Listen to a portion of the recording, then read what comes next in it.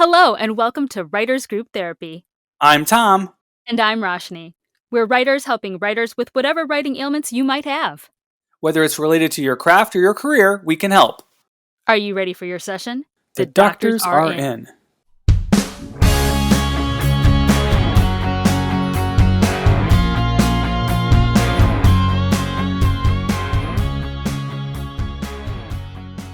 Hi, Roshni. Hey, Tom. How's it going? Ugh. With your books. How's it going with your books? With my books, well, I have a new book coming out in April, actually, the end of April. Heir of Magic and Mischance, book 3 in the Kingdom Legacy series. I cannot believe I'm on book 3. It's amazing. I'm excited. Yeah. Started as a pandemic baby, and here we are now. Yeah. So now that you've got a series of books, out there, 2 out there and a third one coming, you must know everything there is about promoting your book. I wish. I wish. I am learning so much more as the days go by. Yes. I feel like I'm more like a cautionary tale of what not to do sometimes. Oh, really? I'm Yeah. kind of going through the same thing with my mother, who's a novelist. She's working on her 6th novel, Mhm. and she's also self-published. And she's tried a lot of different things over the years with varying degrees of minimal success. And she's using a new consultant now to help her, focusing mostly on Amazon ads. Have you done any of that? You know, I go back and forth on Amazon ads. Some people say they're effective, some people say they're not. What I've heard is they're not effective until you have. Well, I think we're getting ahead of the conversation actually. Let's go back what we learned in the film world versus what I learned in the novel world, how they are the same and how they are different. That's a good way to go. Okay. There we go. Because I've All done a right. lot of marketing for our films, our short films, when we did the film festivals and promoting stuff. And, I've done a little bit of the book stuff, helping my mom out, like just Twitter and stuff like that. But, Mhm. but you've been, it's your book, so you're a little more vested in it. So what was your experience? The funniest thing is, so when we were doing our films, we did 4 short films way back. What was that now? 25? No, They were 2017? 2015 through 2017. Yeah. Well, I mean, but we did the films all in 1 month. That's like Even though they didn't come 2015, I out. think. Yeah. Yeah, they didn't all come out at the same time, but we shot them all in the same month. And one thing I didn't realize, and even actually, just after attending, my friend Amanda's pilot, premiere for the game, which we had, the trio of them on the show recently. I It's funny because I remember talking to Amanda in December, and she was like, "We still don't have a venue. We're still trying to figure out, like, some, things that we wanna have in place, blah, blah, blah." And they pulled it together, I think, by the beginning to mid part of January. The event was at the end of January. It was a lovely event. They did an amazing job with it. Yeah. But at the event, I was struck by how you can pull off a film event with such little timing. Because a film event is right there in the moment. It's 2 hours of someone's time. You don't even need press until, like, maybe the week before leading up to it if you want some previews, and then people go there on the day, and then they review it afterwards. And those reviews afterward are really what help you gain traction. So in a way, you kind of don't even need stuff in place until after, right, to keep that hype train going. But a book launch is a lot longer, and I treated my first book kind of like a film, and it was not a good idea. I didn't realize it at the time. Yeah. Yeah, with a book, Yeah. because people are reviewing it, they need, like, 4 to 6 months out. That's a lot longer of a lead Yeah. time, That's you a lot know? longer. So at least 6 months promo to get that manuscript, so that means your manuscript has to be done about, you could maybe go 3 months if you really are cutting it close. So let's say 3 to 5 months before your book releases, that manuscript better be done because it has to be in people's hands. They have to read the 300 pages of it. That takes time. And then start, reviewing and stuff like that. That is a very big. Even a music launch, when you do a CD, it kind of goes like a film launch. You don't need that much lead time for press. But a book, holy moly.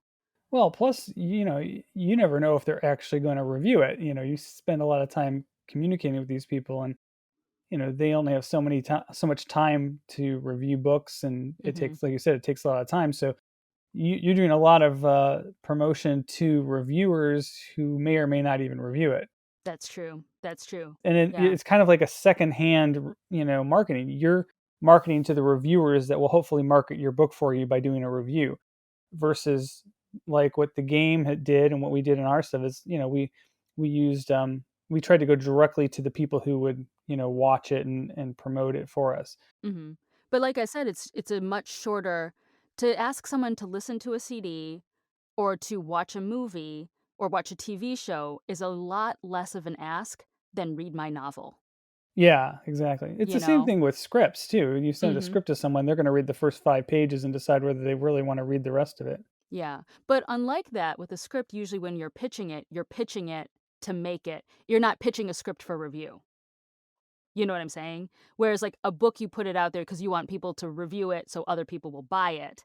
You put a movie or a CD out there because you want people to review it so other people will buy it. But when you're putting a script out there, it's to a select group of people, and they're not reviewing it so other people will buy your script, if that makes sense, because True. that's not how it works.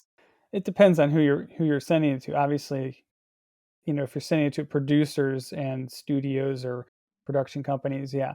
If you're sending it to like a manager or an agent, then that's a whole different kind of self-promotion. That's true. And even then, you still have to give them lead time. Yeah. And you're not in that case, you're not really promoting your script as much as you're promoting yourself as a writer. Mhm. Yeah. Actually, hey, I looked up the game and they already had on their first episode, it looks like over 4,000 views Yeah, they're just in a doing couple great. weeks, 1,000 subscribers. So that's a good start. Yeah, they're doing really good. Yeah. How many They had a people lot were of good at the stuff in event? there. I feel like at least, like, 100? I didn't really, like, count, but it was full. It was a very full event. Yeah. We did So, a screening for our films after we got them all done, and remember at the, at the police the North station. North Yeah. Hollywood Police Department, yeah, the community room there, we packed that with about 75 people. Yeah. That was a nice It event was a too. good way to kick things off. And again, I mean, it's been a while because 'cause it's been a few years, but I feel like we pulled that together in just a few weeks, Mhm. versus putting it out there for months in advance. And the other interesting thing too with a book launch versus a film launch, again, because it's such a short time commitment to ask someone to listen to a CD or, watch a film or watch a TV show, even if people are reviewing it after it's come out, it still works for you. Whereas apparently with book launches, and again, I'm learning so much now joining the literary world, it helps to have those reviews in place pretty much immediately. So like on launch day, you want to have a ton of reviews because that kind of the algorithm, our favorite word, but it helps boost you up in sales. Not that reviews after the fact don't help, but it's kind of like the farther you get away from the launch, the harder it is to boost your number, if that makes sense. I guess, yeah, I understand that because with, with my mother, Lori Loveman, I should mention her name, Firehouse Family, series of, period novels, Depression era mystery romances. She started writing these decades ago. So, Mhm. the first book was done and she's kind of relaunching them now is what she's almost Mm. doing. Yeah. Yeah, so you're kind of starting not from scratch. I mean, she has 5-star reviews already, but it's kind of like a critical mass. Like you said, you need a lot of them. Mhm.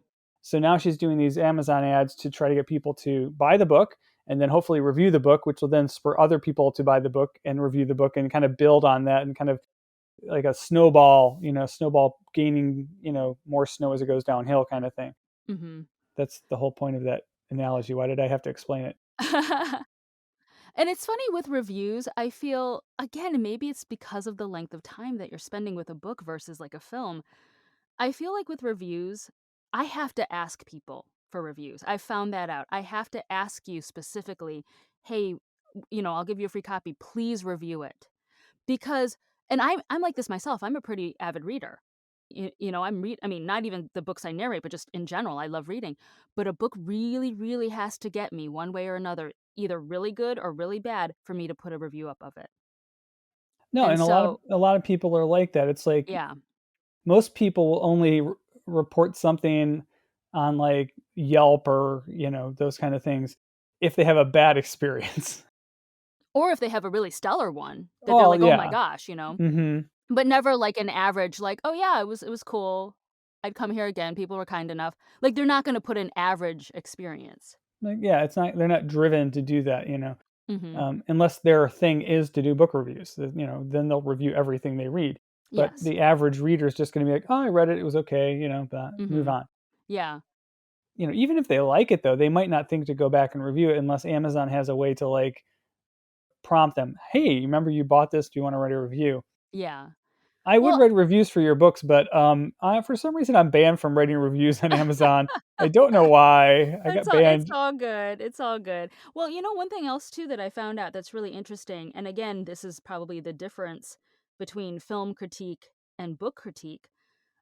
So, when we create a film or a TV show, if it's I don't know if you feel this way when you read reviews about stuff, like, on Netflix before you, like, plunk the time down to watch it. 5 stars, I'll watch. 4 stars, I'll watch. 3 stars, I'm like, whatevs," and less than unless it's really like, "Oh my gosh, I have to see it because everybody thinks it's so stupid, and I just think it's, kind of fun to watch." So maybe even a 1 star, I might be like, "Okay, yeah, The Room, Sharknado, let's do this," because it's kind of like a fun, kitschy kinda thing to watch. But with books, a 3-star review is actually good, even though it's average. Most books are considered average, and that's good if they give you a 3-star review. Isn't that weird? Yeah. But I wouldn't watch an average movie. I don't wanna spend the 2 hours watching a 3-star movie. Isn't that weird? hmm Yeah, I actually had that experience just recently with a new series that the Sci-Fi Channel put out, and it's on streaming, and it was produced by like some big names too. I don't want Mhm. to, I'm not here to dunk on that, but it was not good. It had big names attached to it, and it had a lot of kind of buzz. But the Mhm. reviews started coming out, and it was meh. It was kind of mediocre. But then I watched it, and I was like, this is so bad. And so then I went to like, was it Rotten Tomatoes? I went online and started reading the reviews. Mhm. And yeah, I was like, oh yeah, everybody feels I'm not the only one who feels this way. Yeah. I think with stuff like Rotten Tomatoes and those sorts of things, there is a little bit of a pile on. Certain movies or Mhm. shows get hate, and then people just want to pile on them. And you can Mhm. always see the difference because oftentimes the critical reviews versus the audience reviews are Yeah. significantly different. I think critics generally tend to try to be fair in a Mhm. review. They Yeah. don't listen to what anyone else says. They're not piling on. It's just what they think about it. So would you watch a 3-star TV show or film? I'm sure I do all the time because I like sci-fi, and so But I mean, like, okay, yeah, so you watch it and then you don't even bother to check the reviews, but I'm sure if you had, you would have seen it. Because I go to the reviews first, like that's how I decide whether or not to spend my time. I don't know, I wouldn't watch a 3-star program, but I would read a 3-star book and enjoy it and reread it again. Netflix doesn't actually have like reviews. They have like thumbs up, thumbs down, I think, and that's it. Oh, interesting. So, and I think they just do that for their own benefit. I don't think they do that for anyone else's. Now there are reviews online and other places that collect those reviews, so you can go other places to look at. But if you're just scrolling around Netflix, it Mhm. doesn't have those reviews. So you're gonna look at something, you're gonna based on the description and the picture, you're gonna or the trailer, you're gonna give it a try or not. Yeah. Yeah. Interesting. So anyway, back to promotion. So with our short films, I'm gonna just as from what a perspective of what I did. Mhm. I did a lot of research into other short sci-fi projects, other short comedy projects, because I figured if we had the community of other filmmakers in our genres, we could, kind of exchange links and promotion, to each other's audiences. Mhm. I did a lot of that. I looked into like Twitter accounts of sci-fi, reviewers and sci-fi, enthusiast websites and podcasts, and did a lot of tweeting to those people. So I did a decent amount of research and outbound type of promotion. Did you do that with your books? So, one thing I found again, I'm on the indie track, not the publisher track. So, apparently it's very different when you're on each. If you're in a publisher track, you'll have things like marketing built in, you know? That's part of what they do. But for indies, everything I've researched about it says, I mean, unless you're like a huge, you're already a big TikTok star or something like that. But if you're just like an average Joe like me, they actually said you do better once you have a back catalog. It's a lot like YouTube. So, like, one video might not go viral, but maybe your fifth video goes viral. And then everyone's like, "Ooh, I want to see what else this creator has put out." And then they just, watch all your videos or something like that. So, once you have a catalog, like maybe, book two doesn't do well, but book seven, people are like, "Oh my gosh, I love it." And then they go back and they read everything else. So, that's another reason why I've been, at least trying to release one a year because I'm like, I'm building up that back catalog. Plus, I also have a lot of stories I want to write, but That's it's great if it's you part want of to the write a lot of processing. stories, but Mhm. and like my mother and her up to her, on her sixth novel, it's a lot of effort to put in and a lot of time for the eventual development of an audience. I mean, like anything though, you don't really develop an audience overnight unless you're bringing them from somewhere else that you already had an audience. You know what I'm True. saying? But Yeah. nobody, no actor, no writer, no producer or director has an audience right off the get-go unless they already, were known for something from somewhere else. Like even I think is it John Green who wrote Fault in Our Stars? He had like he still does, has like a YouTube vlog. So he already had a platform and then his books Mm, came out. You know what I'm saying? yeah. That helped a lot. Now, it worked for him. I'm not saying we all need to run out and do a vlog because it doesn't always work for everybody, obviously. But my point is that's what helped him a little bit, get forward. There's other independent authors I can think of who ended up getting sold in the bookstores, but they had already done really well as independent writers. You know what I mean? Mhm. And I think like anything else, it's like if people continue to see your name, like one of the things that they talk about now, this is going back into acting. So one of the things they say out here is your shelf life. Bands have a shelf life of about 5 years. Most bands break up around the 5 to 7 year mark because they haven't made it.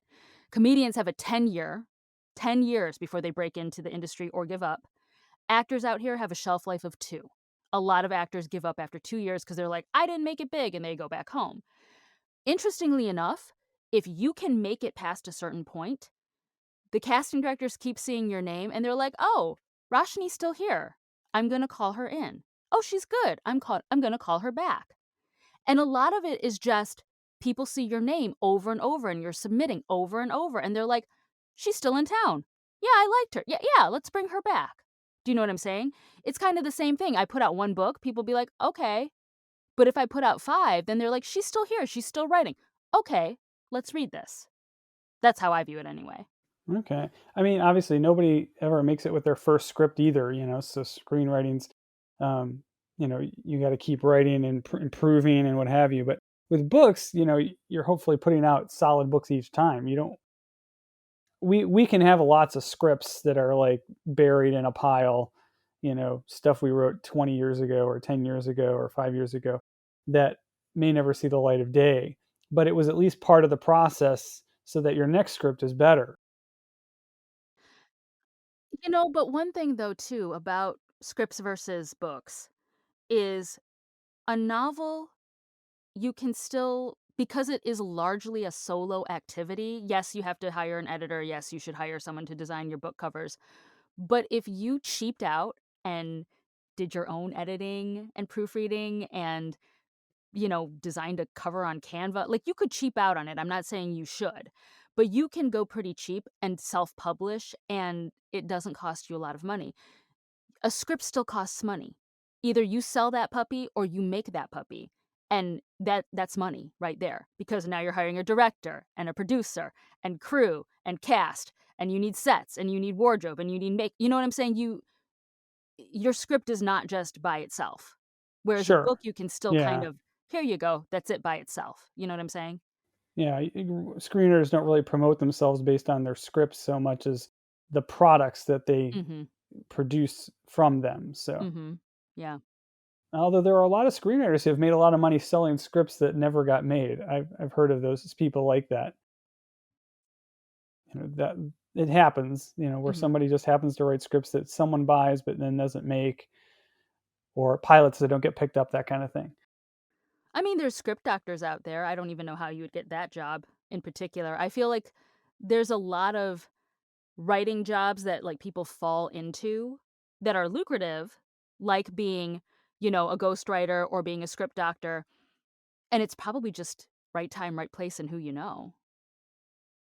I think, I know of several of those script doctors who had, some success a while ago, and Mhm. I don't know if they're just not writing as much anymore, or if they're just, using that, experience that they had, having a successful show or movie Mhm. to, I want to say pay it forward, but they're getting paid to then help other people. So, it's kind of like I had my moment, I had my big win, and now I'm just gonna, share that information with other people. And a lot of that is kind of, a business model for, taking your experience and, banking it, so if you can, write a script and sell it, that's great. But if you've done that and then someone else wants to learn from your experience and you can do that for a whole bunch of people, that's a revenue stream basically. Oh, for sure. I mean, and some people too, I think, are idea people but can't necessarily execute it well, and that's why you have a co-writer or you bring in a script doctor or something like that. I mean, I sometimes I feel I'm like, I've got a great idea, but I don't wanna be the one to write it because I don't think I could do it justice, you know what I Hmm. mean? So, I'm sure if I feel that way and I am an active writer, then there's gotta be people out there who are like, I'd rather just pretty up someone's work than, like, have to deal with starting from scratch. Since you have published two novels now, and if someone else is out there wanting to do what you're doing, what marketing tips, what promotional tips would you give them, like, to do from the very beginning? Like, if I wanted to write a novel and I haven't started it yet, what would you tell me to do first? From a Your not from a best writing perspective, but from a promotional Okay. perspective. Like, I if you mean, could go back before you started writing your first novel, what would you have done differently? well, honestly, your first line of attack should be get good editing and get a good cover artist. And I know that the editing is still technically writing, but I do read indie authors. I read published and I read indie authors. I read indie authors for my work and I read indie authors for fun. And some of the best selling indie authors I read still have typos, still have grammatical errors. And I'm like, "You're selling lots, and you didn't even go at least correct the ebook, even if you don't wanna correct the print. Correct Mhm. the ebook, because that's cheap, that's easy. Sometimes it's even free depending on who your distributor is. So, seeing those typos and seeing those grammar errors, I'm like, "Oh," that's your first line of defense because a publisher book is not gonna have those errors. That's your baseline standard, right? Is it Mhm. should be a clean copy. It's like continuity, right? Game of Thrones, take the Starbucks coffee cup out of the scene, you know The what I mean? That infamous Starbucks cup, yeah. yeah, like come on, that's basic filmmaking, guys. Like let's not, kill the world building. So it's the same kind of thing. I see a typo in a book and I'm like, you know, I've seen typos where I'm like, wait, you said that character was a girl, now he's a guy. What? Things like that. Just that's Oops, a that's a that's a big diff. basic yeah, you should be hiring someone or combing over your material to make sure that doesn't happen, and do good cover art, because I hate to say it, we will judge a book by its cover, and not that you can't, there are free and cheap ways of doing it on Canva, or I've seen other, like, buy a generic cover options. Not that you can't do that, and it works for some types of books, but you can tell when something has been cheaply done off of, like, a free art Mhm. website versus I paid good money, and it doesn't have to be expensive. I think my cover artist is, like, 300 bucks, you know? It makes a difference. Yeah, that actually works in screenwriting too. If you can design a movie poster, Mhm. it can help you, get a script, read, because people see the poster and they go, "Wow, this looks really cool." Hopefully your script lives up to it, but I did that for one of my films. I spent, like, I think I talked to about $300, like you said, for a designer I found on designcrown.com is a great site for stuff like that. You do a one sheet with that poster image, and wow, it gets people interested in reading the script. Yeah, like if you do the pitch deck or you do a sizzle reel, make it look good. You don't have to spend a ton of money, Mhm. but don't use, crappy images, don't use bad sound. Don't make it look amateurish, you Yeah. know? One thing that's, a trend, I don't know if it's still trendy right now, is book trailers. Some Oh, of them are yeah. s yeah, some of them are super clever, and some of them I'm like, "Don't even bother. Like, why did you put this together? It looks very amateurish. Don't do it." You Yeah, know? my mother tried that route as well, with a website that basically gave you clips of video to put together, and it, overlaid text on it with music and Mm, spit out this generic-ish kind of teaser for your book. mm. Did she like it? I think she liked it. I mean, it was okay. There was nothing wrong Mhm, with it. I just don't know that it was very effective. mhm. And like you said, that's kind of like it kind of is like a fad that I don't know if it's come and gone or if people are I still doing it. I don't see very many of them, but I don't either, yeah. Or if I do see them, I think the format of them has changed, like, how they do it is mm, is is changed. Um, yeah, I don't know. I mean, and I gotta admit, like, it's rare that a book trailer would get me to buy a book. So to me, I'm just like, I don't need to deal with it. Like, I don't need to create one because it's not mhm. something that would draw me personally in, but it might for other people, you know? So that would be one thing I would do. I would say, do you need social media? It's not bad. If you already have a social media presence, then, continue to cultivate it. Pick a platform. I'm on all of them. Instagram's probably my favorite. I know Yeah, there's, like, tons on TikTok, but, like, it's a lot of work. again, I was gonna say, yeah, your time is It's valuable, a so whole just nother career basically. yeah, go where, your time is well spent and where you or feel comfortable and what you like. Give it a long lead time. Don't do what I did and be like, "Oh, 2 months is enough time." It is not enough time. So, yeah, I would give it a long lead time. I made a mistake with the release of my second book, and again, because I didn't realize how book release world worked. If you decide, this is a whole nother conversation now, but if you decide to go wide versus going exclusive with Amazon, it affects how your reviews show up ahead of time. I didn't know that. So I'm wide. Ah, I'm with Find a Way and Draft to Digital. And going wide means I'm with Amazon, but I'm also with some publishers overseas, and I'm also in some libraries. With Amazon, you can do, I think it's called KDP Select, and you're exclusive with Amazon. Now, it's only for a short amount of time, and you can re up it if you want. But the issue with that is, so of course, because you're in the Amazon system, they're going to be nice to you. And you can have advanced reviews show up on your books and stuff like that. But you're not necessarily in libraries unless you do a different distributor. You're not necessarily, on Google or Apple or something because you're exclusive, correct? So, because I'm wide, I cannot have preview reviews on my books. And I didn't know that because I just didn't know it. So, for the second book, I did a campaign ahead of time for the whole month ahead of time before the book launch, hoping to get reviews before the book launched. But people couldn't review the book on Amazon, which is where I needed it to be. doh! So that whole campaign really didn't do much for me, unfortunately. Mm. And I was like, "Wow, I learned a valuable lesson." So I'll bow to our Amazon overlord. yeah, yeah, and a lot of it just depends on, are you exclusive or are you wide?